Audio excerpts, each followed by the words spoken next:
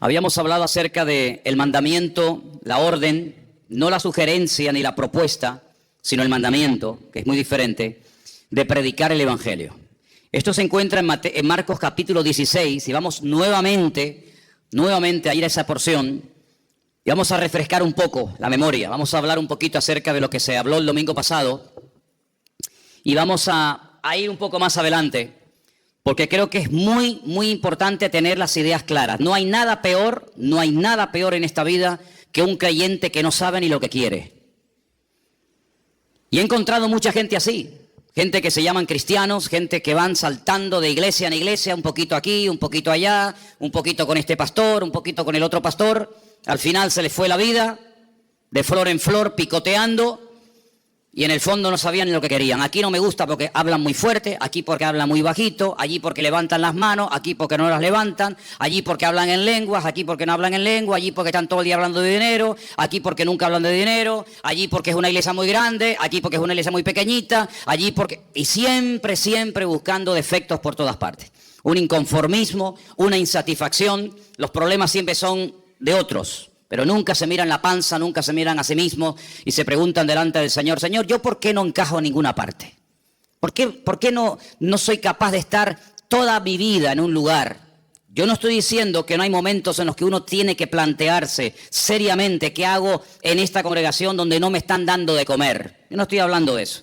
Hay momentos en los que si usted está espiritualmente pasando hambre sin necesidad, pues oiga, usted tendrá que plantearse con su esposa, con su marido y con sus hijos: Señor, muéstranos un lugar donde podamos comer. Pero no solamente, cuidado, un lugar donde podamos comer, sino un lugar donde podamos comer, donde podamos escuchar la sana doctrina, la palabra de Dios, sino que también podamos servir al Señor. Porque si usted está toda la vida comiendo y comiendo, puede ser que un día reviente. Entonces, recibimos, ¿para qué? Para dar. No solamente para decir, mira cuánto sé de la Biblia, he aprendido esto, he aprendido aquello, he aprendido tal, he aprendido cual, y bueno, ¿y ahora qué va a hacer con todo eso? Entonces hay creyentes que están toda la vida en la iglesia, y venga a comer, y venga a oír, y venga amén, y venga a gozarse, pero no dan, son ovejas improductivas, son ovejas estériles, personas que se han acomodado y simplemente lo que quieren es venir al cultito, que el pastor les predique, que oren por ellos, que no sé qué y no sé cuánto, pero nada más. Y eso no es el ideal de un cristiano. Eso no es una oveja sana. Imagínense, padres y madres que tenéis niños pequeñitos. Aquí en la iglesia tenemos algunos que sí, ahora son muy bonitos, son preciosos los bebés, cómo huelen, ¿no? La piel de los bebés, bueno, cómo huelen. Cómo huelen sin mencionar determinados momentos, porque también valdría la frase cómo huelen los niños, Pero el niño pasan 6 meses, pasan 8 meses, pasa 1 año, pasan 3 años y el niño siempre está así y no crece. Ay, amigo, ya no es una cosa bonita. Ya no es para decir, mira qué niño más lindo, ¿no? Ahora como que nos cortamos diciendo, ¿qué le pasa a mi niño que no crece? Me pasó una vez, y lo comenté aquí en la iglesia, que yo estaba en un lugar y vimos a una pareja que había puesto como especie de una toalla, una manta en el suelo, y había un niño, pero el niño tenía cara de mayor, pero el cuerpito era de un bebecito. Y bueno, el Señor nos dio la oportunidad de hablar un poco con ellos y nos dijeron que el niño tenía una enfermedad y es que no crecía. El cuerpo no se desarrollaba. La cara sí, el aspecto del niño era de un niño mayor, pero sin embargo no crecía. Eso es una enfermedad, eso no es normal. Eso no es normal.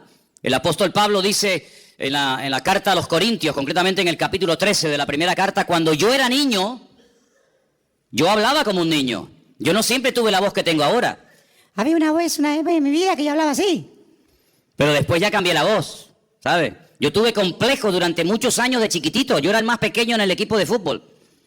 Yo soy lampiño, yo no tengo pelos. Y cuando yo entraba a las duchas y yo veía aquellos gorilas allí dentro, y entraba yo decía, me daba vergüenza. ¿Sabes lo que hacía? Me cortaba pelos de la cabeza, los pegaba con cinta adhesiva y me lo ponía bajo el sobaco, para que no se rieran de mí. Si la vida nos va cambiando la voz, la vida nos hace crecer, estirarnos. Yo no puedo ponerme los zapatos, las camisas y los pantalones de cuando tenía 8 años. Pero hay cristianos, hay creyentes que llevan toda la vida con la misma talla de pantalón y de camisa porque no han crecido. Se han quedado raquíticos, se han quedado enanos. ¿Es esto algo nuevo, algo que tiene que ver con el siglo XXI, que es algo de los últimos tiempos? No se equivoque, hermano. Ya en los tiempos bíblicos, en los tiempos de la primera iglesia primitiva, ya había estos problemas. Por ejemplo, el apóstol Pablo, me remito otra vez a la carta a los Corintios, le dice, sois niños en Cristo. No les puedo dar alimento sólido, porque si se le da una chuleta a un niño lo matamos.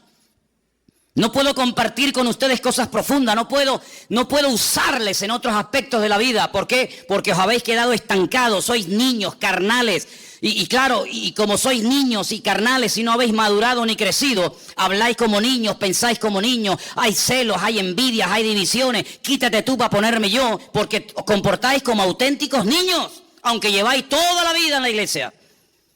Y también cuando uno lee la carta a los hebreos, pues también encontramos palabras como, ya es tiempo de dejar los rudimentos y avanzar hacia la perfección, y comer comida sólida.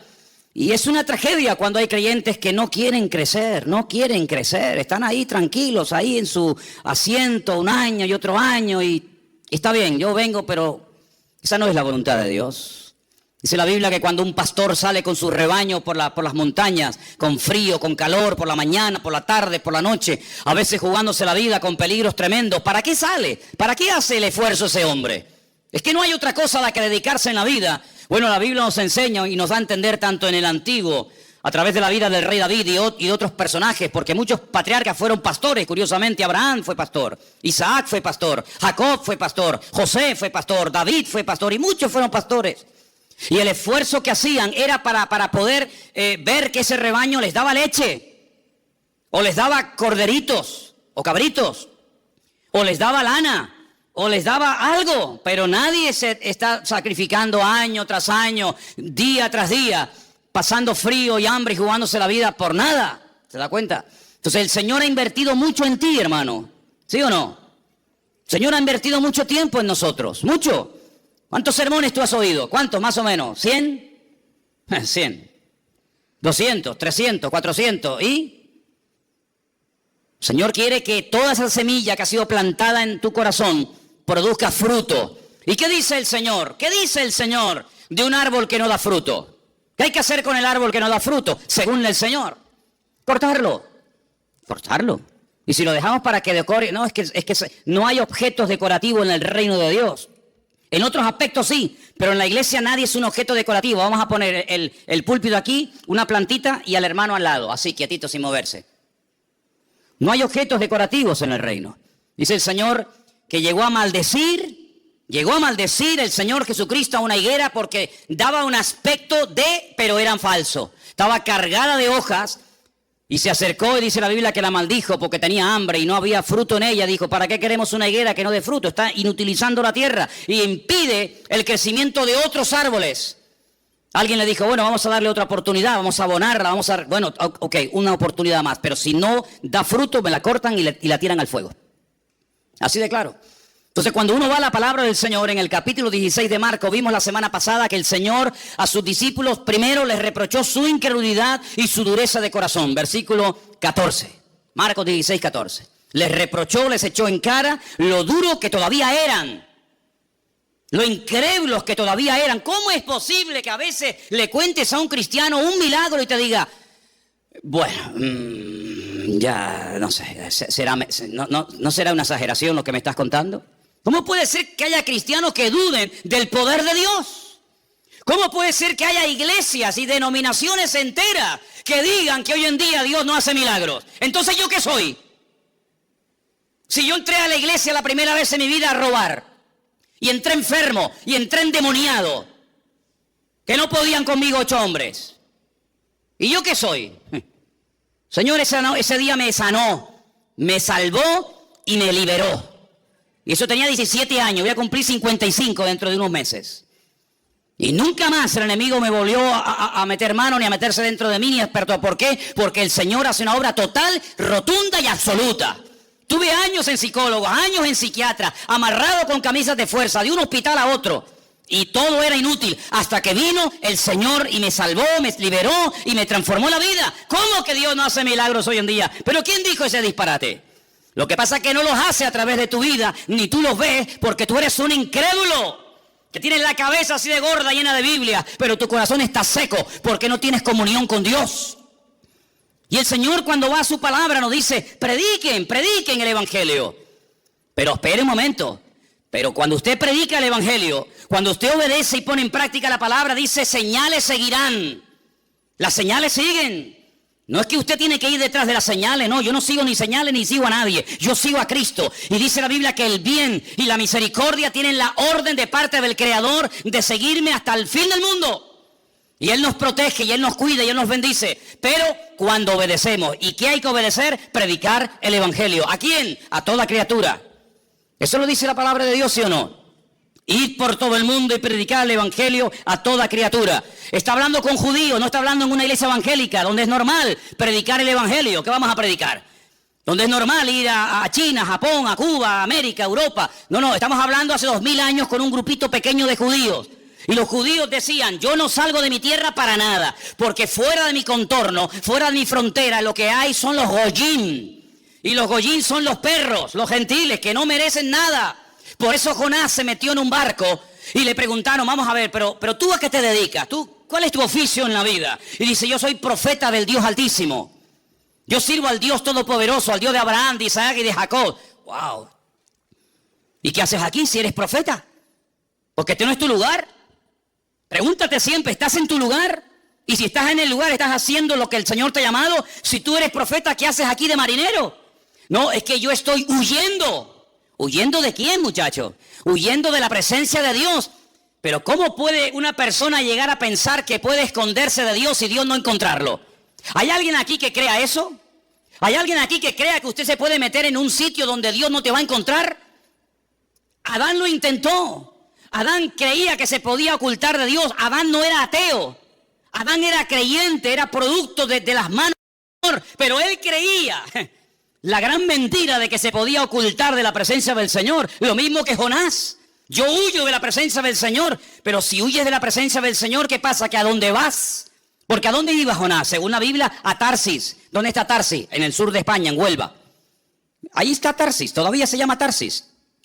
¿Y él de dónde venía? Salió de una ciudad que se llama en la Biblia Jope. Hoy en día se llama Jafo. ¿Qué le parece, amigo? Se montó en un barco para huir de la presencia del Señor. Es decir, él iba a cruzar todo el Mare Nostrum. Él iba a cruzar todo el gran mar, el mar Mediterráneo.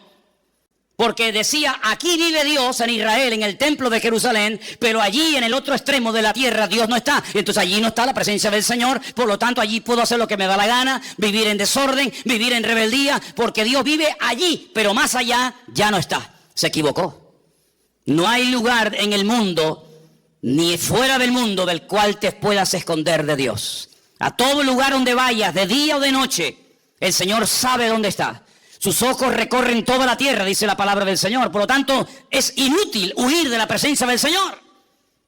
Pero él, ¿por qué huía? Porque le había dado el Señor la orden de ir a un país extranjero, a otra cultura. ¿A dónde? A Nínive. ¿Y eso dónde queda? En Irak. Ay, amigo. Y allí era la gente terrible, terrible, Allí eran, pero, vamos, salvajes, auténticos salvajes, como siguen siendo hasta el día de hoy. Como siguen siendo las peores barbaridades y las peores torturas y las muertes más viles y humillantes y crueles se siguen todavía desarrollando y manifestando en esas culturas. Y lo filman y lo suben a internet para que todo el mundo vea los salvajes que son. Tremendo, siguen siendo iguales. El espíritu no ha cambiado. Y dice, ¿quién? Yo ir a Nínive para que se arrepientan. Y si se arrepienten, Dios los va a perdonar. De eso nada. Por lo tanto, si yo no voy y si yo no les predico, no les vendrá convicción de pecado, porque el mensaje era muy cortito, pero era muy claro. Dile a los habitantes de Nínive que dentro de 40 días, si no se arrepienten, destruyo la ciudad entera. Y Jonás dice, 40 días, pues ya está, fácil. Yo me voy de la presencia de Dios, no les predico, si no voy yo, nadie va. No hay internet, no hay WhatsApp, no hay nada. Y dentro de 40 días, qué bueno, el Señor se los cargó a todos. El Señor dijo, no, eso es lo que tú te crees, pero Dios nunca pierde, Dios siempre gana. ¿Cuántos dicen amén? Diga conmigo, Dios nunca pierde, Dios siempre gana. Más fuerte, Dios nunca pierde, Dios siempre gana. Que te tiran por la borda y prefieres morir ahogado, no te lo crees ni tú, querido. Yo no sé silbar, pero si supiera, trágate a este. Ya verás cómo le quito la tontería. Cuando él se metió dentro de aquel submarino, dentro de aquel enorme pez, Y comenzó a sentirse mareado, y una noche, y 2 noches, y 3 noches. Dijo, Dios mío, sí voy, cuenta conmigo, allá voy. Pero fíjate tú, prefería morir antes de dar su brazo a torcer. Que no, ¿a que sí? Porque Dios nunca pierde, Dios siempre gana. Y vas a ir, quieras o no quieras. Así de claro. ¿Y qué pasó con Pedro? Porque eso fue en el Antiguo Testamento. Y Pedro, conociendo al Señor, viviendo con el Señor, Señor, lo que tú me pidas, ¿sí? Vete a casa de Cornelio a predicar el Evangelio. ¿A casa de quién? Cornelio. Cornelio es un centurión romano, imperialista, que nos tienen aquí todo el día el cuello trancado, que nos están amargando la existencia. ¿Cómo voy yo a ir a casa de un gentil romano? Pues vas a ir, quieras o no quieras. Y fue, y mire cómo empezó el mensaje. Ustedes saben cuán abominable es para un judío entrar a la casa de un gentil. Qué presentación más hermosa. Es como si yo dijera esta tarde, la verdad es que yo no tengo ningún deseo de verles las caras a ninguno de ustedes. La verdad es que yo estoy aquí por obligación, porque tengo que predicar, pero yo por mí me mandaría a mudar y lo dejaría todo. Pero vamos a ver, pero este hombre que está diciendo. Este hombre se le fue la olla. Así empezó Pedro el mensaje. Así empezó. Porque no entendía que gente fuera de su cultura, de sus esquemas, entendieran el Evangelio. Pero el Señor ya lo había dicho, id por todo el mundo y predicad el Evangelio. Es decir, que desde el principio el Señor viene hablando acerca de que Él tiene un plan general. Y en ese plan entra la salvación de todas las naciones de la tierra. Porque Dios quiere que todos los hombres procedan al arrepentimiento y que todas las naciones se salven y conozcan a su Hijo Jesucristo a través de su palabra. ¿Cuántos dicen amén? Pero dice la palabra de Dios que en un principio no era así, no había necesidad de predicar el Evangelio ni nada a nadie. ¿Por qué? Porque el único que conocía al Señor y se llamaba Adán. Adán era un hombre perfecto, tan perfecto que ni sudaba, no tenía frío, no tenía calor. Algunos dicen, bueno, pero si no iba a morir, porque también era un ser eterno, porque Dios lo creó eterno, porque la paga del pecado es la muerte, y si no había pecado, no había muerte. ¿Dónde iba a caber tanta gente? Si se iban a comenzar a reproducir y uno y otro y miles, ¿dónde va a caber tanta gente desde los tiempos de Adán hasta hoy en día? Oye, ¿por qué te crees tú que Dios creó tantos planetas? ¿Para tenerlos vacíos? ¿Qué sentido tiene haber creado miles, millones de planetas para tenerlos vacíos? No, Dios creó todo eso para ir poblando todo el universo, para que todas las naciones, para que todo el universo conociera del poder de Dios. Pero ustedes lo han echado todo a perder, porque habéis pecado. Y ahora las cosas han cambiado radicalmente. Ya no va a volver a ser nunca más como antes. Ahora vas a sudar, ahora vas a tener frío, ahora van a tener dolores, ahora le va a doler por aquí, le va a doler por allá. Ahora se van a levantar los padres contra los hijos contra ellos mismos. Ahora va a ser todo diferente. Cuando vayas a sembrar te vas a pinchar la mano, porque nacerán cardos y espinos. Aquellos animales con los que te entretenías y jugabas, ahora se te van a volver en tu contra. Ay, amigo, todo ha cambiado. Claro, es que cuando uno peca, cuando uno desobedece a Dios, todo cambia. No puede permanecer todo igual. La paga del pecado es la muerte. Y Adán comenzó a experimentar en su cuerpo, en su mente, en su alma, en su espíritu, en su familia, en sus hijos, en todo. Comenzó a notar las consecuencias del pecado. Pero Dios a un hombre le da una promesa. Y ese hombre se llamó Abraham, más tarde Abraham. Y le da una promesa. La promesa es muy clara y muy sencilla de entender. En ti serán benditas todas las naciones de la tierra. Y dice la Biblia que Abraham le creyó a Dios. Le creyó a Dios y fue declarado justo. ¿Crees lo que yo te prometo? ¿Sí? ¿Crees que serás padre de multitudes? ¿Crees que saldrá un día alguien de tus lomos y será un instrumento de bendición para todas las naciones de la tierra? ¿Lo crees? Y Abraham dijo, lo creo. ¿Dónde se escribió eso? En ninguna parte, no hacía falta. Él le creyó a Dios y su fe fue contada por justicia. Entonces, ¿por qué casi 500 años después Dios da la ley? Si ya había dado la promesa y Abraham la había creído, ¿para qué tuvo que dar la ley? ¿Qué sentido tiene? Porque Abraham no necesitaba leer la Biblia. Abraham oía a Dios y lo entendía. Vas a ser padre, amén. Cámbiate el nombre, amén. Vas a tener un hijo que a través de él vendrá la promesa. Amén. Vete mañana y me lo sacrifica sobre un altar en el monte Moriah. Amén. Él tenía una línea directa con Dios, le entendía perfectamente. Él le transmitió su fe a su hijo Isaac. Isaac nunca leyó la Biblia, nunca fue a la iglesia, nunca tuvo un pastor, un rabino, un reverendo, pero ellos entendían a Dios. No vayas a Egipto, le dijo el Señor a Isaac. Dijo, pues no voy. ¿Dónde lo leyó? No hacía falta. Jacob, ¿dónde se congregaba? En ninguna parte. Pero sin embargo él tenía encuentro con ángeles, él hablaba con Dios. Dios le dijo, a partir de ahora te vas a llamar Israel. Jacob no, Israel. ¿Cómo tenían ellos tanta línea directa con Dios? José nunca leyó la Biblia. Uno de los hijos de Jacob nunca leyó la Biblia. Nunca fue al culto, nunca estuvo en una reunión. Sin embargo, un día le vino una mujer casada a proponerse acostarse con él. Dice, ni se te ocurra, yo no puedo hacer eso, pecaría contra mi Dios. ¿Pero dónde está escrito que eso es pecado? Dijo. ¿En qué libro? ¿Dónde está escrito que acostarte con la mujer de tu amo Potifar sea pecado? Aquí está escrito. No necesito ley, no necesito Torah, no necesito nada porque yo conozco a mi Dios. Y como conozco a mi Dios, sé lo que le gusta y lo que no le gusta, lo que le agrada y lo que no le agrada. Y a Noé le dice, cuando construyas el arca, vas a coger 7 parejas de animales limpios y animales impuros y los vas a meter en el arca. ¿Y cómo sé cuáles son los limpios y cuáles son los impuros?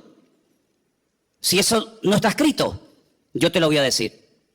Entonces hubo un tiempo, hubo una generación, hubo un grupo de personas minoritarias que tenían un nivel de comunión, un nivel de santidad, un nivel de relación con Dios tan elevado que no necesitaban que nadie les predicara, que no necesitaban Torah, que no necesitaban ley, ni mandamientos, ni nada. Entonces la pregunta la vuelvo a hacer otra vez, ¿para qué Dios la dio? Si cuando Dios le hablaba a esta gente, ellos entendían y obedecían, ¿para qué da la ley? Cuando la ley son 613 mandamientos. ¿Para qué? Si ellos saben, con esta no me puedo acostar, este es un animal limpio y no se puede comer, este es inmundo y no lo puedo comer, esto lo puedo hacer, aquello no lo puedo hacer. Si lo saben todo porque tienen esa ley grabada en sus conciencias y en sus corazones, ¿para qué le das la ley? Bueno, es que la Biblia dice para qué fue dada, vamos a verlo. Gálatas capítulo 3, verso 19. Porque esta pregunta que yo estoy lanzando hoy a todos ustedes, esta pregunta no es la primera vez que un ser humano se la hace en la historia de la humanidad. Esta pregunta ya se la han hecho miles a lo largo de la historia. Por lo tanto, tiene respuesta. ¿Dónde está? En la Biblia. Vamos a verla. Gálatas capítulo 3, versículo 19. ¿Lo tienen, hermanos? ¿Para qué sirve la ley? Porque Abraham no la necesitó. Abraham se circuncidó él solo. Él solo, sí, él, y a su hijo, y al otro, y al otro. Entonces, ¿para qué fue, o para qué sirve entonces la ley? Amigo, escucha esto. Es que la ley fue añadida a causa de las transgresiones. Porque no todo el mundo era como Abraham, no todo el mundo era como su hijo Isaac o como su nieto Jacob, no todo el mundo tenía la espiritualidad y la santidad y el nivel de relación como tenía José. Ojalá fuera así, pero no era la realidad. Por lo tanto, hay que poner límites. Por lo tanto, la ley no fue dada para los buenos, sino para los transgresores. Porque los buenos no necesitan ley. Dice, ¿qué ley le voy a poner a un obediente como Abraham? ¿Qué ley le voy a poner? No me obedezcas tanto. Oye, no tengas tanta fe. A los que hacen la voluntad de Dios, a los que conocen al Señor, no necesitan ley. Pero fue dada a los transgresores. Y ellos no eran transgresores, pero iba a haber muchos. Fue dada a causa de las transgresiones hasta, ay amigo, esta preposición es fundamental, ¿hasta cuándo? Viniese la simiente a quien fue hecha la promesa. ¿A quién se le hizo la promesa? Abraham. En ti serán benditas todas las naciones de la tierra. Cuando venga esa simiente, cuando se cumpla esa promesa que yo te he dado, hasta ese momento llega la ley. Mientras tanto, no. Entonces dice, hasta que viniese la simiente a quien fue hecha la promesa y fue ordenada por medio de ángeles en mano de un mediador. Y el mediador no lo es de uno solo, pero Dios es uno solo. Luego, ¿la ley es contraria a las promesas de Dios? Dice, en ninguna manera. Pero si por la ley... Porque si la ley dada pudiera vivificar, la justicia fuera verdaderamente por la ley. Mas la Escritura lo encerró todo bajo pecado para que la promesa que es por la fe en Jesucristo fuese dada a los creyentes. Pero antes, escucha, antes de que viniese la fe, estábamos confinados, encerrados, enclaustrados bajo la ley, encerrados para aquella fe que iba a ser revelada. De manera, versículo 24, que la ley ha sido nuestro ayo, ¿para llevarnos a quién? Para llevarnos a Cristo. Yo pregunto, ¿vino ya Cristo o no ha venido todavía? Porque en Israel lo están esperando, dicen que no ha venido. Pero yo pregunto hoy en Santa Cruz de Tenerife, ¿Cristo ha venido, sí o no? Bueno, pues sí ha venido. Y dice aquí, de manera que la ley ha sido nuestro ayo para llevarnos a Cristo a fin de que fuésemos justificados por la fe, pero venida la fe, ya no estamos bajo ayo. Ya está. Si usted no entiende esto, pues oiga, yo intentaré explicárselo lo mejor que pueda, pero está tan claro, pero tan claro. Abraham, te voy a dar una promesa, pero entre la promesa y el cumplimiento de la misma van a pasar muchas generaciones, muchos siglos. Y yo conozco al ser humano, porque si cuando eran perfectos y hablaban conmigo todos los días, pecaron y desobedecieron, imagínate ahora que ya le dieron lugar al pecado, que ya han probado la rebeldía y la desobediencia. Si antes no pudieron mantenerse en santidad, ¿cuánto menos ahora? Por lo tanto, entre que te he dado la promesa y hasta que venga la promesa, y la promesa es Cristo, van a pasar muchas generaciones, muchísimas, miles y miles de personas. ¿Cómo hacemos para que esto no se desmadre? ¿Cómo hacemos para que el mundo no se autodestruya? ¿Cómo hacemos para frenar la maldad? Poniendo leyes. Los casados, ustedes no pueden engañar a sus mujeres con otras mujeres. Mujeres, ustedes tienen que ser fieles a vuestros maridos. Hijos, tenéis que obedecer a vuestros padres. Agricultores, tenéis que hacer esto y esto y esto. Ganaderos, tenéis que hacer esto, esto y esto y esto. Solteros, casadas, viudas, y hay un montón de leyes. Pero si yo sé que de aquí al Puerto de la Cruz o de aquí a los cristianos no puedo ir a más de 120, porque yo lo sé, ¿sí o no? Yo no necesito que por el camino me pongan carteles y carteles y carteles y carteles y carteles. 120, 120. Pero si ya lo sé. Pero entonces, ¿por qué se ponen? Porque siempre habrá alguno que aún, a pesar de que lo sabe, se va a pasar el límite y va a querer ir de 200. Y después pasa lo que pasa. Si yo sé que en España se circula por la derecha y los que me vienen por la izquierda, yo no necesito tantas indicaciones porque ya lo sé, ya lo aprendí. Ya lo sé de toda la vida. Ay, amigo. Pero hay gente que a pesar de esas leyes dice, no, yo me voy por la izquierda. Y mira lo que pasa. Los kamikazes, que encima apuestan dinero, chocan uno con otro y se rompen familias y un auténtico desastre. Las leyes se ponen para los transgresores, no para los obedientes. Si usted ama a su esposa, usted no necesita poner un cartel en la puerta de su casa, no cometerás adulterio. Es que yo ya lo sé, José lo sabía, sin necesidad de ley. Pero dice la Biblia que el Señor dio la ley para parar, para frenar, para poner un coto, porque ellos vivían rodeados de amorreos, filisteos, jebuseos, cananeos, y aquellos eran un desmadre, un desorden de países. Comían de todo, se mataban unos a otros. Bueno, era terrible lo que esa gente hacía. Si yo cojo a mi pueblo de la esclavitud en Egipto y los meto a vivir con esta gente, se van a pudrir como ellos, se van a terminar matando unos a otros. Entonces pongo leyes.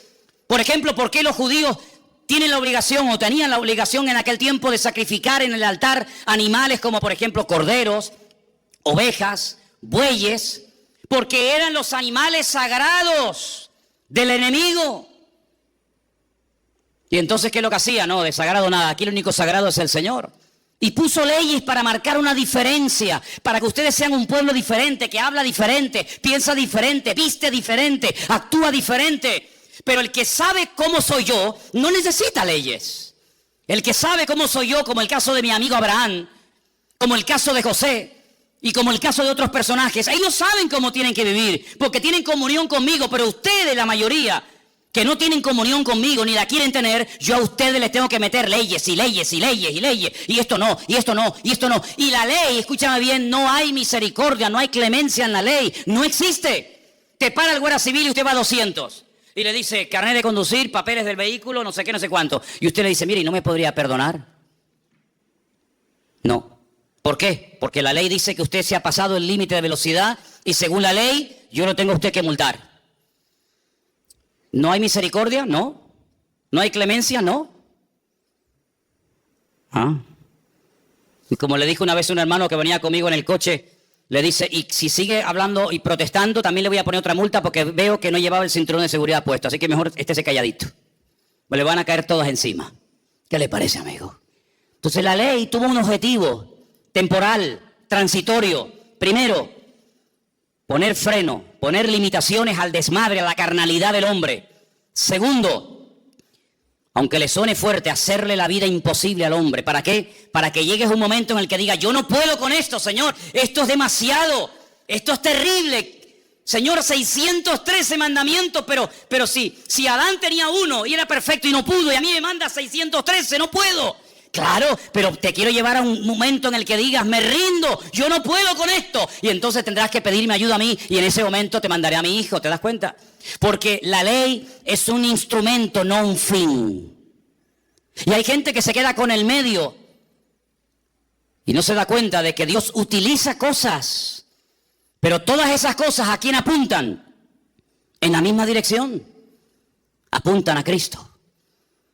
Y si no entendemos que el Evangelio, la figura central del Evangelio no es el pastor, no es la iglesia, no son los milagros, sino que la figura central, el mensaje central del Evangelio se llama Jesucristo, no vas a entender absolutamente nada, porque hasta que usted no entienda la base, usted no va a poder construir encima. Se le va a venir todo abajo. Y la ley es un medio, no un fin en sí mismo.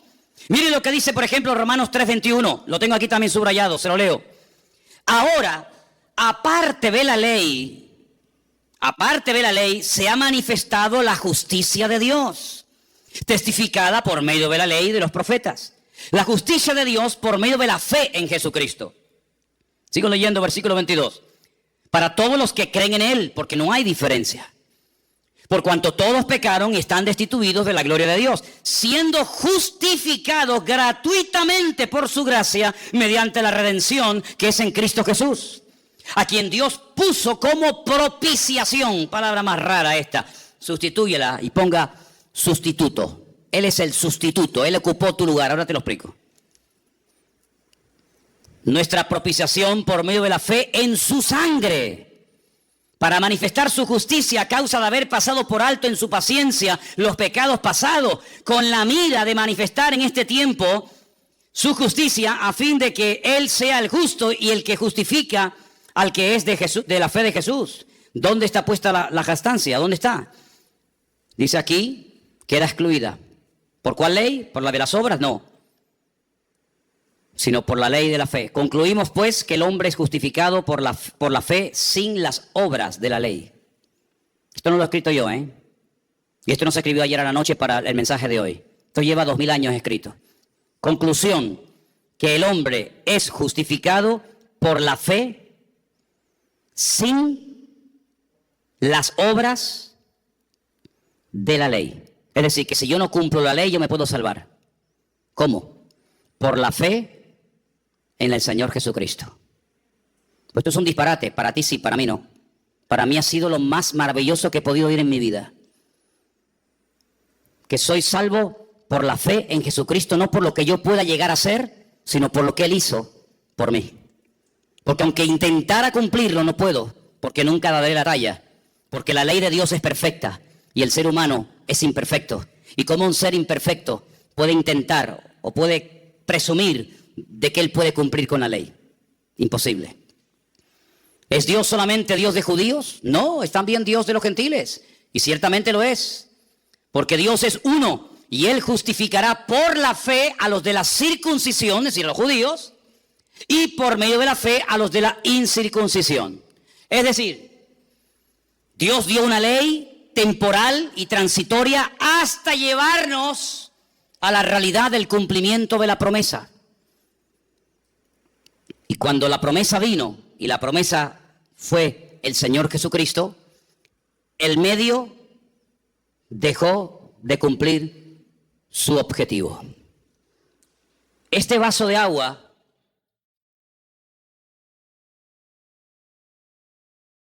es simplemente un medio para depositar en él agua. Pero el valor no está en el vaso. El valor está en su contenido. Y para poder transportar de un lugar a otro el agua, no lo puedo llevar en la mano. Lo tengo que llevar en un recipiente. En este caso, el vaso o la botella. Pero cuando yo bebo el agua, ya el vaso no tiene ninguna razón de ser. ¿Qué es más importante, el contenido o el continente? ¿Qué es más importante, el medio o el fin? ¿Qué es más importante, aquello que se utilizó para llevarme a Cristo o Cristo que fue el cumplimiento de aquel medio por el cual Dios estableció la ley? Decide tú, tienes que decidir.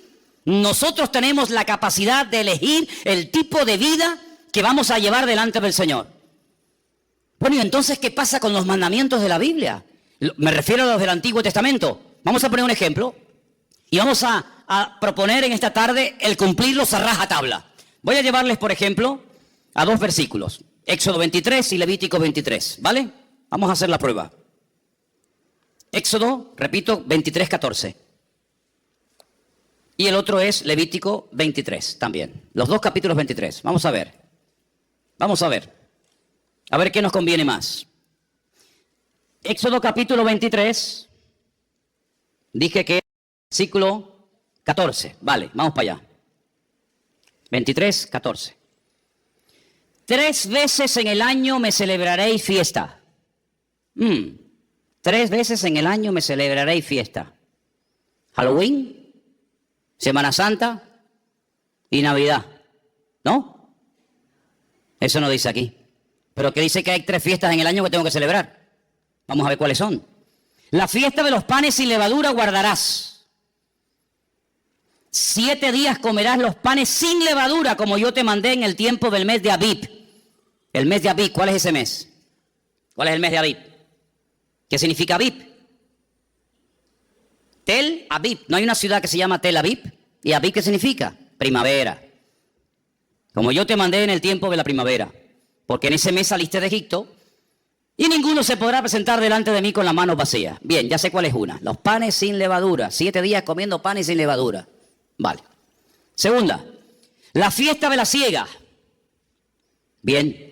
Y después, si quiere, podemos leer la otra que también nos dice que era la fiesta de los tabernáculos. Está en Levítico 23, 34. Y ahora dice, 3 veces en el año, versículo 17, estoy aquí, 3 veces en el año se presentará todo varón delante del Señor. Vale, entonces, según el Antiguo Testamento, vamos tratando de hacer una prueba práctica, objetiva, para ver si podemos cumplir con esto.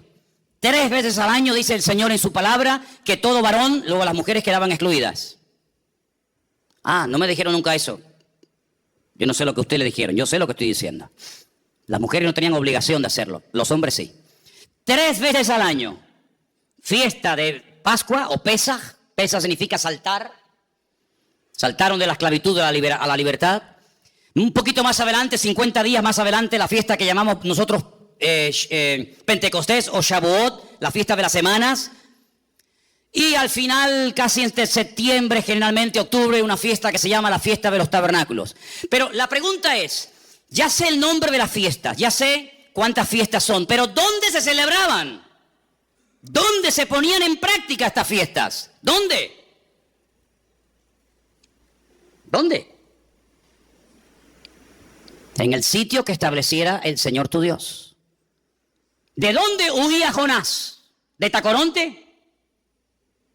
¿De la matanza? ¿De dónde huía Jonás? Él huía de Jerusalén, huía de Israel, porque en la mentalidad del judío se les metió hasta en los tuétanos que Dios vive en el templo de Jerusalén. Por eso yo cuanto más me aleje de Jerusalén, más me alejo de la presencia de Dios. Mira, hasta el día de hoy, hermano, escuchen bien esto. Hasta el día de hoy en Israel está la creencia de que el mundo son como grandes círculos concéntricos. Cuanto más lejos vivas de Jerusalén, más lejos vives de Dios. Si tú vives dentro de Israel, estás más cerca de Dios. Pero si vives en el norte de Israel, no estás tan cerca de Dios como el que vive en el centro de Jerusalén. ¿Por qué? Porque en Jerusalén era donde vivía el gran rey. No donde vive, donde vivía el gran rey. Pero dentro de Jerusalén había una montañita, un monte llamado el Monte Moriah. Y dentro del monte había un edificio. Y dentro del edificio había 2 habitaciones. Y dentro de ese edificio había una en particular, pequeñita, que era el Santo Santorum, el lugar santísimo, donde estaba allí el Arca de la Alianza y donde entraba una vez al año, en el día del Yom Kippur, el sumo sacerdote. Ese era el hombre que vivía más cerca de Dios. Los demás vivían, depende, a 4 kilómetros de Dios, a 5 kilómetros de Dios, a 8 kilómetros de Dios. Esa era la mentalidad. Esa era la mentalidad que había. Y el Señor dice, me celebraréis estas 3 fiestas anuales donde yo lo dijere, donde yo lo estableciere. Bueno, venga, va. A ver, tubillete.com. Vamos a sacar billetes para poner esto en práctica. Estamos ahora en la fiesta de la... ¿Cómo es? La fiesta de la Pascua. Muy bien, venga, tubillete.com. Mañana sacamos un billete, salimos desde Tenerife Sur, paramos en Madrid o en Barcelona y de ahí cogemos otro avión y nos vamos a Tel Aviv. Llegamos a Tel Aviv, cogemos la guagua y nos vamos a Jerusalén. Cuando lleguemos a Jerusalén decimos, oye, una pregunta. ¿El Monte Moria aquí dónde queda? Pues claro, uno se imagina el Monte Moria como las cañadas del Teide, ¿no? El Monte Moria es un monte muy chiquitín, que lo han aplanado encima para poder construir. Y entonces llegas y te dicen, no, el Monte Moria está dentro de la ciudad vieja de Jerusalén. Venga, nos metemos por donde entramos, por la puerta de Damasco, que la conocen muchos de ustedes, que hemos ido allí. Venga, entramos por la puerta de Damasco.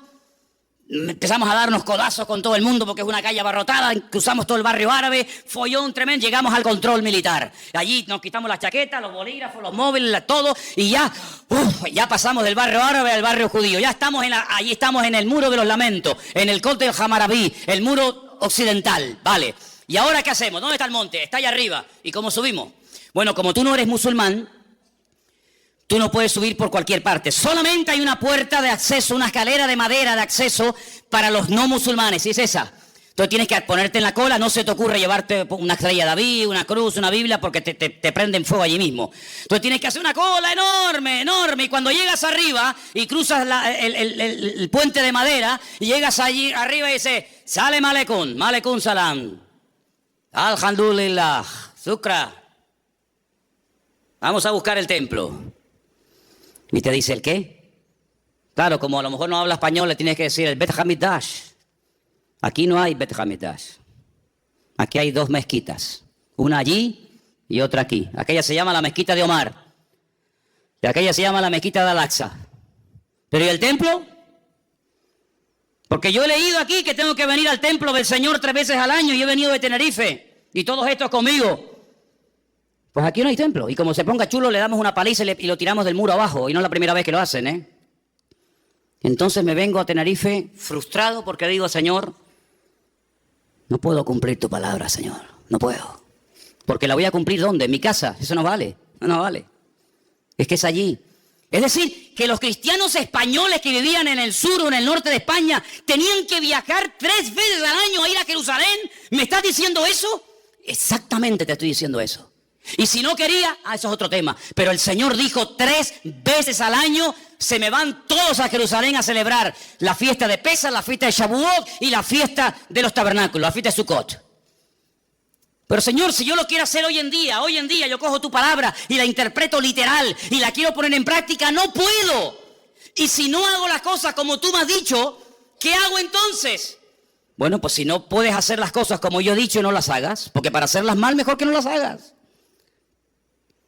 Pero ¿y entonces cómo hago? Bueno, entonces lo que tengo que ir a la Biblia a buscar una respuesta a mi incertidumbre, a mi problema. Señor, ¿qué hago? Y ahora me encuentro que la Biblia dice, vuestra Pascua es Cristo. ¡Ah, amigo! Que mi Pascua es Cristo. Ajá. Yo soy vuestra Pascua.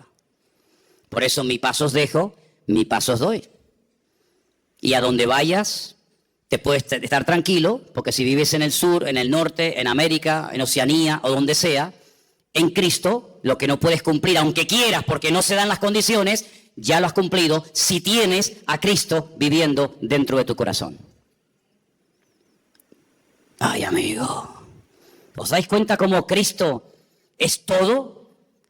¿Te das cuenta cómo Cristo destaca por encima de todo? Es como cuando un alpinista está días y días y se esfuerza y lucha y oxígeno y esto y aquello. No ve nada, está luchando para llegar a una cumbre y cuando llega por fin arriba, ¡ay, amigo! Desde arriba se ve una panorámica alucinante. Se ven todos los picos, se ve a lo mejor en el fondo otro continente, se ve, yo qué sé, el mar. Pero para poderlo ver todo, tienes que subir. Por eso dice la Biblia que hasta que no subamos, hasta que no levantemos en alto al Señor Jesucristo, no vamos a entender nada. No vas a entender nada, porque los mandamientos del Señor tienen condiciones. Y si no se dan las condiciones, no se puede poner en práctica el mandamiento. No te puedes inventar una Biblia a tu manera, a tu estilo. No se podían hacer sacrificios en las casas. Eso quiere decir que yo no puedo hablar de la Pascua en mi casa. ¿Quién ha dicho eso? ¿Quién ha dicho que no? ¿Quién ha dicho que no podemos hablar en la iglesia o en la escuela dominical o en el culto de jóvenes o donde sea de cualquier otra fiesta? No estoy diciendo eso. Lo que estoy diciendo es que si usted quiere hacer las cosas decentemente y con orden, como Dios manda, aunque quisieras, no puedes. Porque de los 613 mandamientos, más de 418 giran en torno a la construcción del templo. Ahora mi pregunta es esta. ¿Dios no tiene poder para que se levante el templo en Jerusalén ahora mismo? Cuando le dijo Pilato al Señor, ¿no me hablas? ¿No me contestas? ¿Tú no sabes que yo tengo poder para...? Y el Señor como diciéndole, pero si yo hago así, amigo, yo hago así, me vienen aquí 1.000.000 de ángeles a defenderme. ¿Qué estás diciendo? Claro que el Señor podría ahora mismo hacer así, ¡bum!, y arrasar todo lo que hay allá arriba y construir el templo. ¿Pero por qué no lo hace? Pues porque no le da la gana. ¿Por qué no quiere? Porque el Señor permitió que lo destruyeran. Y el Señor hasta este momento, hasta este minuto, ha impedido que se vuelva a reconstruir.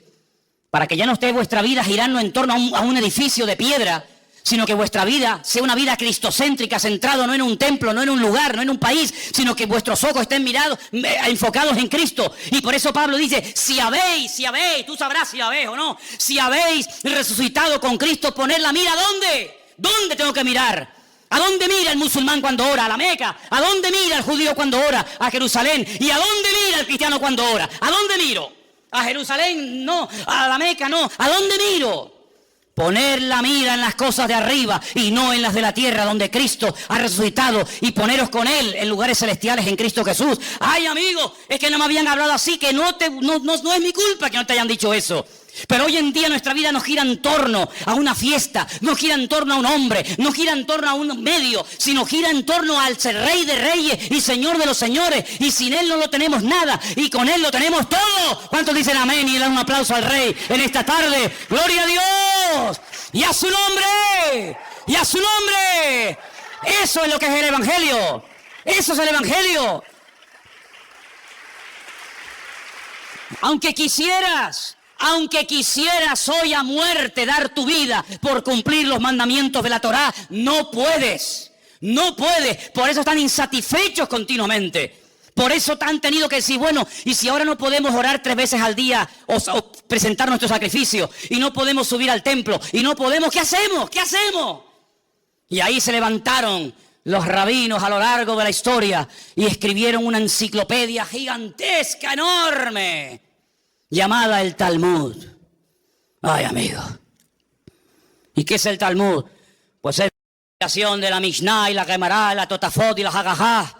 ¿Eso qué es? Tradiciones y mandamientos. Y el Señor dijo, recorréis tierra y mar para ganar a un prosélito. Y una vez que lo ganáis, le ponéis tanta presión y tantas cargas encima que lo agobiáis y lo convertís en 2 veces más hijo del infierno que antes, pero vosotros ni con un dedo las movéis. Que Dios no vino a ponernos cargas, Dios vino a decir, los que estáis cargados y trabajados, abusados espiritualmente, hartos de la vida, venid a mí, descansad, y yo os haré descansar, dice el Señor. Para eso vino Cristo. Y ahora podemos entender cosas tan sorprendentes que rompen los esquemas de la época y hoy en día, como por ejemplo aquella mujer que dice que la sorprendieron en el mismo acto de adulterio. Bueno, yo entiendo que la pillaron con las manos en la masa. Ahora, si usted es mujer y está cometiendo adulterio y te pillan, quiere decir que pillan a uno y al otro, ¿o no? ¿O con quién está cometiendo usted adulterio? Con la silla. ¿Con quién? No, te hemos pillado. Y no sacaron una foto porque no pudieron. Entonces cogen a la mujer y al hombre, cogen a la mujer y la llevan al Señor. Y le dicen, según nuestra ley, fíjate tú dándole clases de ley al Señor. Dándole clases de ley al Señor. Cuando esta Biblia que tengo en mi mano es la palabra escrita de Dios, lo que Dios hablaba, lo que salía por su boca, aquí se escribió. ¿Sí o no? Pero entonces, ¿Cristo qué era? Era la palabra hecha carne. Dios habló, Dios permitió que su palabra se escribiera y Dios permitió que su palabra se humanara, que su palabra se encarnara, y dice, y vimos su gloria, gloria como el unigénito del Padre. Luego, cuando vas a darle clases de Torá, cuando vas a darle clases de ley al Señor, el Señor, que es la palabra, dice, a ver, ¿qué dice vuestra ley? Si fui yo el que te la di, ¿de qué vais? ¿Le va a enseñar un hijo a ser un hijo al Padre? Será al revés, ¿no? Digo yo. Es que nuestra ley dice que a tales personas hay que matarlas a pedradas. Bueno, a uno y a otro. ¿Y tú qué dices? Dice, bueno, la mujer, claro, echa polo, sabe que en cuestión de minutos hacen un hueco en el suelo, la meten de cintura para abajo, le ponen, a veces sí, a veces no, una especie de tela encima, la rodean y empiezan pim pam, hasta que la machacan y la matan a pedradas. A ver, que nosotros ya tenemos claro lo que tenemos que hacer. Solamente venimos a pedirte tu opinión. ¿Tú qué opinas de esto? Porque esta merece morir. Y es verdad. En la ley no hay misericordia. El que la hace la paga, amigo. Menudo dilema, ¿eh? Menudo problemón. ¿Pero para quién? ¿Para el Señor? El Señor no tiene nunca ningún problema. Dice, espérate un momento. Hace así. Escribe. Y ven a escribir, la lista vacía, ven a escribir, ven a escribir. Y dice que cuando miraban aquello, decían, oye, el que puso en el suelo mi nombre, ese soy yo. Claro, porque la inmensa mayoría que estaban allí condenando a los demás, ellos también habían tenido relaciones con ella, ¿qué te crees? El que tiene digamos, una prepotencia de estar siempre acusando a los demás, generalmente es el peor que está, siempre es él. Generalmente es así. Es mucho más fácil apuntar así que verte que te estás apuntando tú, ¿no? Oye, que te puso ahí el DNI, muchachos, 42815975B. Ese soy yo. Y ellos, cuando vieron los nombres en el suelo, dijeron, vámonos, nos pilló. A ver si vamos a morir también nosotros. Y dice que fue uno, y el otro, y el otro, y el otro. Todos se fueron, quedaron descubiertos, amigos. Ah, amigos. Pero quedó uno solo. Uno que nunca había pecado. Uno que jamás había tenido un mal pensamiento. Uno que fue santo desde el vientre de su madre hasta el día de hoy. Uno que tenía toda la libertad del mundo para coger las piedras y machacarla viva. Y ese uno se llamaba Yeshua HaMashiach, el Señor Jesús. ¿Por qué no lo hizo? Porque es como una incoherencia que digas que se haga una cosa y luego tú mismo la quiebras. Esto hay que hacer, y cuando lo vamos a hacer no nos deja. ¿Cómo es esto? Pero es que para cumplir la ley, por ejemplo, este mandamiento, tienes que llevar una vida tan pura, tienes que llevar una vida tan santa, que para matar a otro, ¿cómo tiene que ser tu vida, amigo? ¿Cómo tienes que estar tú delante de Dios para poderle quitar la vida a esta persona, aunque se lo merezca? ¿Cómo tiene que estar tu vida? Es decir, que tú estás peor que ella, lo que pasa es que a ella la pillaron, pero tú has pasado desapercibido, porque tú eres el niño bueno. Esta es la mala porque la pillaron, pero hay algunos que no los han pillado todavía, pero son peor que los que han sido descubiertos. Y se sintieron aludidos, sus conciencias se sintieron tocadas y dijeron, vámonos, antes de que nos mate también a nosotros. Y el Señor la coge y le dice, levántate, mujer, yo no te condeno, solamente te voy a decir algo, vete y no peques más. ¡Qué alivio! Pero nos enfrentamos con un dilema. No se ha solucionado el tema totalmente. Claro, la mujer se va contenta, pero aquí hay una duda. Entonces, ¿qué hacemos? ¿La cumplimos o no la cumplimos? Porque si resulta que se acostó con otro y tú la perdonas y aquí no ha pasado nada, cuando tu palabra dice en la ley que hay que matarlas a pedradas, ¿en qué quedamos? Perdonamos ahora a los asesinos, a los pederastas, a los etarras, perdonamos a todo total. Dios es bueno y perdona a todo el mundo. ¿Es eso el mensaje que nos transmite el Señor? No, es que hay parte B, viene la segunda parte, escúchala. El Señor sabía que tenía que morir, pero si Él lo había mandado. El alma que pecare, esa morirá, y esta pecado tiene que morir. Pero vamos a hacer una cosa, no hemos leído esta tarde, cuando les dije esa palabra rara que se ha leído, Él es la propiciación de nuestros pecados, que les dije, si no la entiende, póngala por la palabra, Él es nuestro sustituto. ¿Os acordáis que lo dije? Muy bien, vamos a hacer una cosa. En vez de matarla a ella, yo me ofrezco voluntario para que me maten a mí. ¿A ti? Pero si tú no eres ni casado, tú no puedes cometer adulterio aunque quisieras. Tú no has pecado nunca, no importa. Yo vine a este mundo a dar mi vida en rescate por muchos. Y voy a morir por ti, Judas, también, que me vas a traicionar y me vas a vender. Voy a morir por ti. Te voy a estar esperando hasta las 3 de la tarde que muera. Te voy a estar esperando colgado en la cruz. Y voy a morir por ti, Poncio Pilato, que te lavas las manos. Aquí no ha pasado nada. Por ti también voy a morir. Y voy a morir por ti, Anás y Caifás.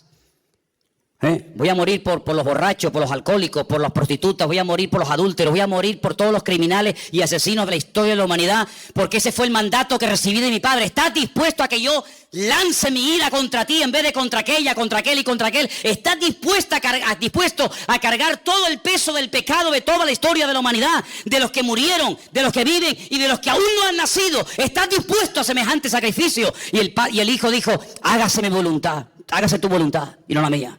Heme aquí, envíame a mí, Señor. Entonces, cuando Cristo muere por esa mujer y por todos y cada uno de nosotros, cuando Él resucita, una mujer se lo encuentra y lo va a abrazar y dice, espera un momento, espera, no me toques todavía porque aún no he subido, aún no he ido a la presencia de mi Padre a decirle, Padre, mira, lo hice todo como tú me pediste, mira, me traspasaron, me acribillaron, me torturaron, me escupieron, me hicieron de todo. Y el Padre acepta la sangre de su amado Hijo Jesús, le da unas vestiduras nuevas. Cuando se presenta al Señor y entra en aquella habitación donde están llorando y asustados y muertos de miedo, como hemos leído esta noche, dice, Shalom Alejem, paz a vosotros. Ya no tienen que tener miedo de nada ni de nadie, porque vengo con un mensaje de mi Padre, y es que le ha perdonado los pecados a todos ustedes. Así como a Adán, Dios le dijo, fuera, fuera de mi vista, fuera del jardín del Edén, porque has pecado, le has hecho más caso al diablo que a mí y no mereces estar conmigo. Ahora lo que se perdió en Adán, lo recuperamos en Cristo.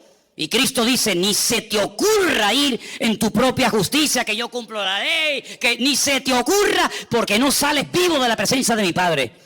Porque mira, Moisés no entró, Abraham mintió, David adulteró, no ha habido ni uno que pueda presumir de que ha hecho todo correctamente. Por lo tanto, ni se les ocurra a ustedes tener la temeridad de acercarse al trono de la gracia con vuestros trapos de inmundicia, con vuestras obras y con vuestras historias, porque no sirve de nada, porque el profeta Isaías dice literalmente que todas nuestras justicias son como trapos de inmundicia.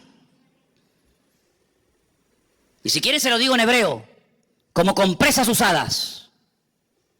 ¿Eso dice en hebreo? Sí, Señor. Todo lo mejor que me puedan ofrecer, ese es el concepto que Dios tiene de lo mejor. Imagínate de lo peor. Señor, pero entonces, de nada sirven mis sacrificios, de nada sirven mis esfuerzos, de nada, de nada. Y ahora, ¿cómo me presento delante de Dios? Permítame la expresión, no me malinterpreten. Disfrazado de Cristo. Vestido de Cristo. Para que cuando tú vengas delante de Él, ¿por qué decimos, vengo a ti en el nombre de Cristo? Porque como vengas en tu nombre, amigo, como vengas en tu nombre, eres hombre muerto. Señor, no soy digno. Señor, no merezco nada. Soy un adúltero, soy un fornicario, tengo problemas de este tipo, tengo problemas del otro, soy así, soy asado. Cosas que ni mi mujer ni mi marido saben, las he hecho, las he deseado, las he pecado, las he comprado, las he mirado. Señor, no soy digno, pero vengo vestido con las ropas de justicia de Cristo. Y el Padre te dice, hijo mío, porque no te ve a ti, ve a Cristo. Y como ve a Cristo que cumplió la ley y dio la talla y su sangre nos ha limpiado de todo pecado, ahora podemos dormir en paz y vivir en paz, aunque no haga nada. Pero ¿cómo que no haga nada? No, que ya no tengo que hacer nada, porque ya todo lo hizo Él. Si usted quiere el vasito, toma el vaso. Pero el Señor dijo, ¿tú no te das cuenta que este vaso fue traspasado de generación en generación? Abraham se lo dio a Isaac. Isaac se lo dio a Jacob. Jacob se lo dio a José. José se lo dio al otro. Y fue pasando de generación en generación. Y dice, ¿y cuándo vamos a poder beber? ¿Cuándo vamos a ver el cumplimiento de esto? Y llegó Cristo y dice, del vaso del que yo bebo, vosotros también beberéis. Y no entendieron en ese momento nada. Pero vieron personas que sí entendieron el mensaje. Lo entendieron mucho más claro que los religiosos. Porque el espíritu religioso embota la mente. El espíritu religioso fanatiza al pueblo. El espíritu religioso esclaviza la mentalidad de la gente. Y por eso los religiosos eran capaces, terrible hermano, de ver a una pobre mujer 18 años asistiendo al culto y no le hacían ni caso, porque está enferma y encima es mujer. Pero Cristo entró a la sinagoga y le dice, mujer, ven para acá, quedas libre de tu enfermedad. Y se enderezó y comenzó a glorificar a Dios. Y veía a un leproso y decían los judíos, uy, un leproso, uy, que me contamine, me tengo que ir a mi casa de una semana sin poder entrar al templo. Ni loco me acerco yo a un leproso. Y el Señor hacía así y lo tocaba. ¿Qué va a manchar, qué va a contaminar al Señor? Un leproso nada lo puede contaminar, porque Él es bendito y santo por los siglos de los siglos. Amén. ¿Cuántos dicen amén? Y por eso fue a una sinagoga y le dijo a un ciego, mira, sé libre de tu enfermedad. Y al otro lo sanaba y al otro no sé qué. Y claro, luego venían, bueno, pero no puede ser. Vamos a ver, es que hoy es Shabbat. Hoy es Shabbat. ¿Y? Es que en Shabbat no se puede hacer esto. ¿Cómo que no? ¿Quién dijo eso? No, es que ya... ¿Y quién te sanó a ti? Yo no sé cómo se llama. ¿Y cómo te sanó? No, me puso barro en los ojos y me mandó al estanque de Siloé, que está en la otra punta de Jerusalén. Yo he estado en el estanque de Siloé, ¿te acuerdas, Carmen, cuando nos metimos por abajo? Que por poco te mueres allí, ¿eh? Un estanque enorme, kilómetros por debajo de tierra, lo mandó a la otra punta. ¿Por qué no lo mandó al estanque de Betesda, que está allí pegadito? Porque los judíos decían que un judío no podía caminar más de 1000 metros, más de 1050 metros en día de reposo. Por eso ustedes van a encontrar en la Biblia camino de un día de reposo. ¿Y cuánto es un camino de un día de reposo? 1050 metros. Pero si me voy al estanque de Siloé, entre que voy y vengo, hay más de 1050 metros. Por eso los judíos le dijeron, ese hombre que te dio esa orden no es bueno, es un pecador, porque ha quebrantado el día de reposo. Y dice este pobre hombre que no tenía mucho conocimiento de la palabra, mira, si es bueno, si es malo, si es pecador o no es pecador, ni lo sé, ni me interesa. Yo lo único que sé, que yo era ciego y ahora veo. Y ustedes con toda su parafernalia no me habéis podido ayudar en todos estos años. Y este hombre vino y en un segundo me cambió la vida. Hasta que tú no entiendas que el Evangelio ha superado con creces todos los medios, todos los vasitos, todos los instrumentos que ha utilizado el Señor, vas a ser un esclavo de cosas. No toques, eso no se puede hacer, eso no se puede mirar, eso no se puede ir. El Señor dice que ha venido para darnos libertad cuando conocemos la verdad, y la verdad se llama Cristo. Por eso en esta iglesia predicaremos toda la vida que teniendo a Cristo lo tenemos todo. ¿Cuántos dicen amén?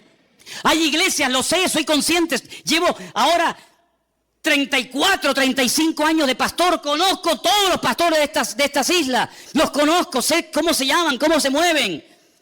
Incluso algunos que ni son pastores, pero ellos dicen que lo son. Y en algunas iglesias, si usted no paga el diezmo, está bajo maldición. Y la gente se asusta. Y si usted se va a esta iglesia, usted va sin la bendición. Y si usted no habla en lengua, no se va al cielo. Y venga condenación, y venga condenación. Mi Señor no vino para amargarle la vida a nadie. Mi Señor vino para dar libertad a los cautivos. Hoy estarás conmigo en el paraíso, hijo. Pero sin dar el diezmo. ¿Cómo se va a salvar sin dar el diezmo? Sin hablar en lengua. Sin ayunar, sin evangelizar a nadie, así, por la buena. Hoy estarás conmigo en el paraíso. ¿Pero qué ha hecho este hombre? Nada, es que no puede hacer nada. El que lo está haciendo soy yo. Y como yo lo voy a hacer bien, yo te ofrezco el paraíso y lo que haga falta. Pero hay algunos que están empeñados, porque son ignorantes y quieren seguir siendo ignorantes, que es lo peor. Que hay que hacer esto, que hay que hacer aquello, que hay que hacer tal, que hay que hacer tal, que hay que hacer no sé qué, y que hay que hacer no sé cuánto, y que hay que hacer que te he demostrado con la Biblia, o no te enteras. Te he demostrado con la Biblia que aunque quieras cumplir la ley, no puedes, hombre. Te lo estoy diciendo. Entonces no sigas R que R con lo mismo, no sigas R que R con lo mismo, hombre. No se puede cumplir la ley, no se puede cumplir la Torá, no se puede. No se puede cumplir, bajo ningún concepto. Hay un lapsus que ha quedado ahí suspendido, y es el tiempo de gracia, en el cual dice el Señor, ahora prediquen el Evangelio, abren los ojos a la gente, que entiendan que no es a través de este medio, que no es a través de aquel, que hay un solo camino, un solo mediador, y tiene nombre, se llama Jesucristo. ¿Cuántos dicen amén? Entonces, si usted viene a esta iglesia y quiere dar el diezmo, que no lo quiere dar, a mí me da igual si usted da dinero o no da igual de dinero, me da igual. Si muchos de ustedes cuando estaban en el mundo yo estaba predicando el Evangelio, si yo no vivo de lo que la gente da, yo vivo por fe porque sé que mi Señor es mi pastor y nada me faltará. Si usted habla en lengua, me parece bien, mire, es que yo no quiero hablar en lengua, pues no hable, mijo. A mí me da igual si usted habla o no habla en lengua. Es que a mí no me gusta ayunar, pues no ayune. Es que yo no puedo venir a la oración por la mañana, pues no venga. Pero entonces esto que es un libertinaje, no, es la libertad gloriosa de los hijos de Dios. Es vivir tranquilo, vivir sin agobios, vivir sin presiones religiosas. Yo odio la religión, porque las religiones son ataduras y son presiones a la gente. Y encima el religioso se cree que por cumplir está agradando a Dios y a veces nada más lejos de la realidad. ¿Saben lo que le digo a muchos? Disfruta de la vida. Disfrute de la vida. Hermano, ¿y si yo no me levanto a las 6 de la mañana y si oro a las 10? ¿Qué? El Señor a las 10 está ocupado, no lo puede atender. Nunca he entendido eso. Está bien levantarse temprano y orar, yo no tengo nada en contra de eso. Pero si mañana quiere dormir una horita más, ay Señor, perdóname. ¿Por qué? Porque tenía que haber orado a las 6. ¿Dónde dice la Biblia que hay que orar a las 6? La Biblia dice orad sin cesar. A las 6, a las 7, a las 8, a las 9, a las 10. Dios no ha venido a traernos condenación, hermano. Dios ha venido a alegrarnos la vida. No te la compliques más de lo que la vida nos pone impedimento. Porque el Señor ha venido a que usted sea libre, a que usted viva en paz. Se viene a la iglesia a disfrutar, no se viene a la iglesia a sufrir. Si usted va a una iglesia a sufrir, no vaya. O usted es masoquista, le gusta que le humillen, le gusta salir vacío, le gusta salir mal. No, la iglesia ha sido diseñada por el Señor para abrirnos los ojos, para aclararnos nuestras dudas, para que no seamos ignorantes y vivamos en la libertad gloriosa de los hijos de Dios. ¿Cuántos dicen amén? ¿Y entonces qué tengo que hacer? Pues buscar a Dios en oración, esforzarme en lo que dice el Señor. Ahora bien, yo les hago una pregunta. Si no se puede cumplir la Torá porque no se dan las condiciones actuales para cumplirla, ¿para qué complicarme la vida queriendo cumplir con algo que no se puede? Dele la vuelta a la tortilla. ¿Usted puede hoy en día orar? Pues ponte a orar. ¿Usted puede hoy en día congregarse? Sí, pues congréguese. ¿Usted puede leer la Biblia? ¿Usted puede evangelizar? ¿Usted puede ayudar a una persona así? Entonces, ¿por qué no te preocupas más en hacer lo que puedes hacer? Y no te agobias tanto con lo que no puedes hacer. ¿Usted puede hacer feliz a su mujer? Pues hágala. No, es que, no sé, haga lo que pueda hacer y deje en las manos de Dios lo que usted no puede hacer. Ese es el evangelio que se predica aquí. Esto es lo que se enseña en esta congregación, Vida Nueva. Aquí y en nuestra iglesia en el Puerto de la Cruz y lo que estamos enseñando en el sur, esto es lo que aquí enseñamos. Es que en la otra iglesia, es que a mí no me interesa lo que enseñan en otras congregaciones, no me interesa. Aquí enseñamos la libertad que Cristo nos vino a dar, no libertinaje. Aquí enseñamos una vida de tranquilidad, de paz, de sosiego. Aquí enseñamos lo que dice la Biblia. Predicamos el evangelio del Señor Jesucristo. Si usted quiere que yo le predique la Torá, váyase a Jerusalén, porque yo no soy un rabino, yo soy un cristiano. Y yo no tengo la obligación de enseñar Torá, yo tengo la obligación de enseñar evangelio. Ese es el mandato que dice la Biblia.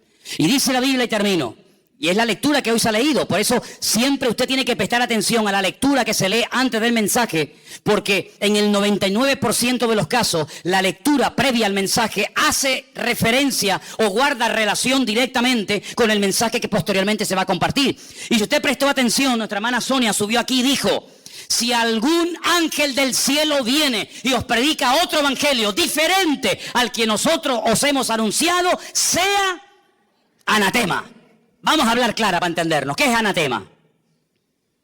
Pues claro, si dice anatema y no sabe lo que es anatema, pues entonces... Anatema significa maldito. Literalmente, maldito. Es decir, que si mañana o esta noche yo tengo un sueño y se me presenta un ángel. Hola, Manolo. ¿Qué tal? ¿Qué pasó? Te vengo a dar un mensaje. A ver. Que el Señor no va a venir. Vengo de parte del Señor que no va a venir. Vengo a decirte que la Biblia que tiene está equivocada, que no es la verdadera. Que hay por ahí otra que nunca se tradujo por miedo a no sé qué. Que el Señor no ha perdonado los pecados de todo el mundo, sino de unos cuantos. ¿Saben lo que hago con ese ángel? Tengo un bate de béisbol que cogí aquí en el rastro. Tengo un bate de béisbol. Le doy una entrada de palos al ángel, hermano. Yo he cogido en más de una ocasión el bate de béisbol. Mira, una vez cuando cogí el bate de béisbol, fue en Bolivia, en Santa... ¿Hay algún boliviano aquí? Tú eres de Santa Cruz de la Sierra. En el 7º anillo donde teníamos nosotros el comedor, y comenzamos a dar de comer y comer y comer a los niños, que ahí tú sabes que hay mucha necesidad, ¿verdad? Por allí no aparecía nadie, ni los pastores de la ciudad cuando íbamos a visitar las iglesias, y Armando está ahí, que no me dejará mentir. Íbamos a las iglesias y contábamos lo que estábamos haciendo, de barro hasta aquí, miseria, era terrible aquello. Y nos decían, pues no sabíamos que aquí había eso. Y tú eres de aquí de Bolivia, y yo vengo de 15.000 kilómetros y sé más de la miseria que hay en tu barrio que tú. ¿Pues tú qué pastor eres? ¿Qué evangelio predicas tú? Y lo llevábamos al barrio y se quedaban asustados. Llevamos un día un montón de doctores para que examinaran a los niños y decían, ¡ay, estos niños qué sucios! Claro, ¿qué quiere? A los pocos días de estar allí predicando el evangelio y de haber inaugurado un comedor, hicimos una campaña evangelística y el barrio contento, bueno, la gente venía, era aquí una pasada. ¡Ay, amigo!, me dicen unos niños, hay por allí unos señores que también están como ustedes repartiendo folletos y Biblia. Y digo, ¿sí? Pero si aquí nunca ha venido nadie, ¿dónde están? Y me fui, ¿y saben quiénes eran? Ya saben, ¿no? Los testigos de Jehová. No habían ido nunca en la vida, pero ahora que veían que la gente venía a escuchar la palabra, ahora ellos también venían a repartir comida, ahora ellos también venían de bueno. ¿Sabe lo que hice? Me da igual lo que usted opine, ¿eh? Me da exactamente igual. A las alturas que estoy, me fui, cogí un palo así, me acerqué a los testigos de Jehová y le dije, mira, sinvergüenza, aquí estas criaturas han estado pasando hambre y frío y miseria. Y habéis sido incapaces en toda vuestra vida de haber venido aquí. Y ahora, porque veis que dando comida la gente viene a ver el evangelio, ahora vienen. Te doy 2 minutos para que desaparezcan del barrio. Como no se vayan del barrio, me lío a palos con ustedes y me quedo solo. Y los saqué a todos del barrio. No fueron más en el tiempo. Yo no sé si fueron después, pero mientras yo esté aquí, aquí no entra un demonio de esto, utilizando malamente la palabra para... Y los saqué, bueno, no, gracias a Dios no tuve que darle ningún garrotazo a nadie, pero estuve dispuesto a darlo. Porque el Señor Jesucristo un día entró al templo y le dijo, ustedes son unos sinvergüenza, que utilizando la bondad del pueblo, que quieren presentar sacrificios al Señor, ahora vienen aquí y ponen unos precios abusivos y están convirtiendo mi casa de oración en una cueva de ladrones. Pero yo digo, ¿y cuántas cuevas de ladrones hay hoy en día? Que afuera pone iglesia no sé qué, iglesia no sé cuánto. Hermanos queridos, hay que espabilar y hay que darnos cuenta de que el evangelio ha venido para darnos libertad. ¿Usted quiere vivir en esa libertad? Bienvenido sea. ¿No quiere vivir en la libertad de Cristo? Bueno, pues que Dios le bendiga. Pero en esta congregación no adaptamos la doctrina a usted. Usted no está aquí para pastorearme a mí. Yo estoy aquí para pastorearte a ti. Y si usted viene a esta congregación, aquí predicamos esto.